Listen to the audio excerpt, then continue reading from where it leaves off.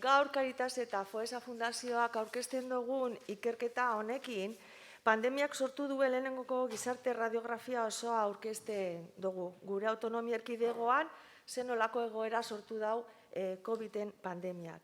Horren ondoriorik larriena diru-sarreratan desberdintasuna areagotu egin dela izango daiteke. Horrela, ia 200.000 pertsona gelditu dira pobrezia egoera larrian.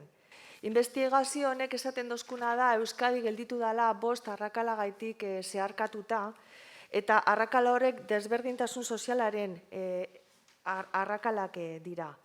Bata da diru-sarrerak, gutxien eta gehien daukien poblazioaren artean dagoen desberdintasuna hainditu da. Beste desberdintasun arrakala bat da generoarena. Emakumeak sufritzen dauen bazterkeria eta pobrezia egoera nabarmenagoa da gizonen arteko egoeratatik.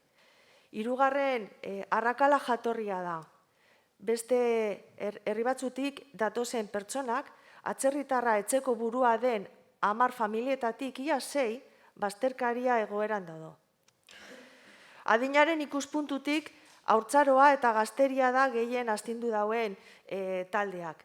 30 urtetik berakoen bazterketa tasa bata bestekoa baino 1,5 gehiagoa da, eta 65 urtetik gorakoena baino 10 aldiz handiagoa.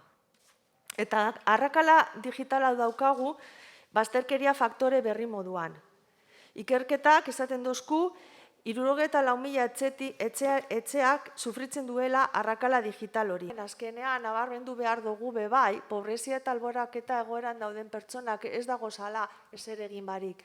Aktibazioa euren egunerakotasunean sartuta dago. Beraz, argi nahi dugu esan, errealitate hau eta familia honek bizi diren egoeratasuna aktiboa dela eta aurreiritzi hori kendu nahi dugu.